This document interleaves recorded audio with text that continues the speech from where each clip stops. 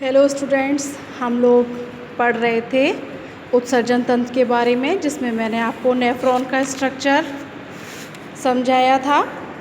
Nephron का structure में मैंने आपको बताया था ये बोवन संपुट होता है, इससे ये छोटी सी ग्रीवा निकलती है और ये समीपस्थ कुंडलित नलिका होती है जिससे हेनले का लूप जुड़ा होता है। हेनले के लूप के बाद ये दूरस्थ कुंडलित नलिका होती है और ये किस में खुलती है? संग्रह नलिका में जाकर खुलती है, जहाँ से जो यूरिन फॉर्मेशन जो आपका यूरिन बनता है वो मूत्र नली में जाता है, मूत्र नली से मूत्राशय में और फिर मूत्र त्याग दिया जाता है।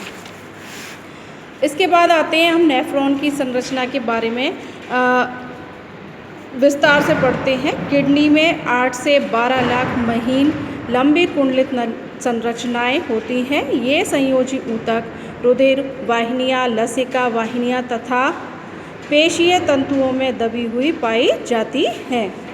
इसके भाग देखें। बोवन संपुट प्यालेनुमा संरचना होती है।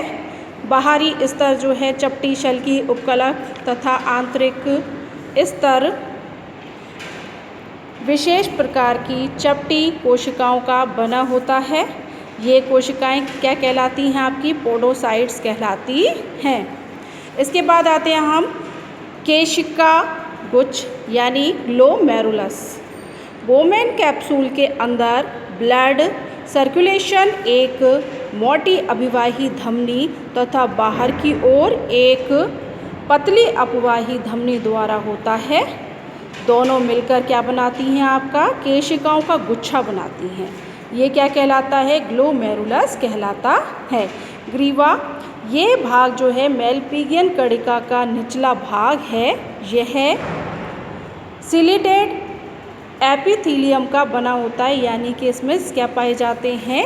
आपके रोम पाए जाते हैं, जिससे कि आगे की तरफ जो आपका यूरिन फॉर्मेशन की क्रिया जो होती है वो आगे की तरफ यूरिन छान कर आगे की तरफ ट्रांसफ़र किया जाता है। तो इसमें ये जो रोम है ये इसमें हेल्प करते हैं। इसके बाद आते हैं नंबर 4 पर हम समीपस्थ कुंडलित नलिका। ग्रीवा समीपस्थ कुंडलित नलिका में खुलती है। इसमें क्या पाए जाते हैं? विलय पाए जाते हैं। इसका ये भाग जो है रीनल कॉर्टेक्स में पाया जाता है। इसमें विलय पाए जा रहे हैं, यानी कि उंगली सदृश संरचना रसांकुर पाए जाते हैं। ये क्या करते हैं? अवशोषण का काम करते हैं, यानी जो आवश्यक पदार्थ जो होते हैं उनका ये अवशोषण करते हैं। हेनले का लूप ये यू आकार की नली होती है और ये शल्की उपकला तथा घनाकार उपकला की बनी होती है। यह किडनी के मेड्यूला में स्थित होती है। अब इसके बाद आते हैं हम इसका 6वां भाग जो है दूरस्थ कुंडलित नलिका एवं मूत्र संग्रही नलिका। हेनले का लूप का अंतिम सिरा जो है इसमें खुलता है। यह घनाकार उपकला की बनी होती है, कॉर्टेक्स भाग में पाई जाती है। दूरस्थ कुंडलित नलिका वृक्क नलिका का अंतिम भाग है जो मोटी मूत्र संग्रही नलिका में जाकर खुलता है। ये जो इसकी जो मोटी मूत्र संग्रही नलिका है वो किसकी बनी होती है? स्तंभी उपकला कोशिकाओं की बनी होती है। अब हम पढ़ते हैं यूरिन फॉर्मेशन यानी मूत्र निर्माण की क्रियाविधि। मूत्र निर्माण जो है वो 3 प्रक्रियाओं द्वारा संचालित होता है। पहला है गुच्छीय निस्यंदन यानी कि टप्पर फिल्ट्रेशन यानी छनने की क्रिया। केशिका गुच्छ यानी ग्लोमेरुलस द्वारा रुधिर का निस्यंदन यानी छलने का काम होता है, जिसे गुच्छ या गुच्छीय निस्यंदन यानी कि टप्पर फिल्ट्रेशन कहते हैं। वृक्कों द्वारा प्रति मिनट निस्यंदित की गई मात्रा गुच्छीय निस्यंदन दर कहलाती है।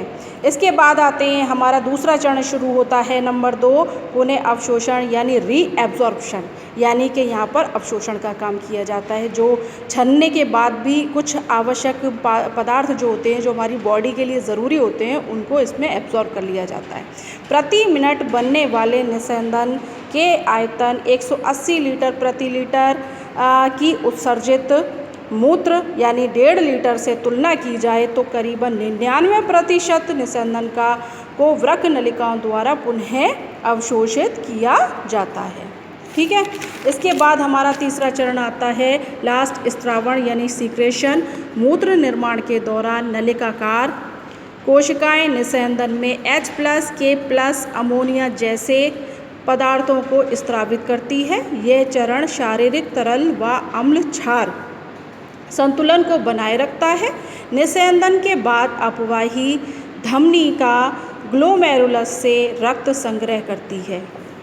किडनी द्वारा साफ किए रक्त को कहाँ भेज दिया जाता है? वृक्क शिरा लेकर चली जाती है, बॉडी में चली जाएगी। निर्मित मूत्र का संग्रह जो है संग्रह नलिका में हो जाता है और जहाँ से मूत्र नलिका से होता हुआ मूत्राशय से होता हुआ ये मूत्र मार्ग द्वारा बाहर त्याग दिया जाता है। तो ये जो पूरा प्रोसेस था हमारा क्या था? आपका यूरिन फॉर्मेशन यानी यूरिन का निर्माण। आप लोगों को समझ में आया या नहीं? और इसके बाद मैं आपको नया जो करूँगी, आपका चैप्टर कंप्लीट हो गया है। इसके बाद मैं आपको न्यू चैप्टर स्टार्ट करूँगी। आप लोग उसका नेक्स्ट वीडियो का मेरा कल के लिए वेट कीजिएगा।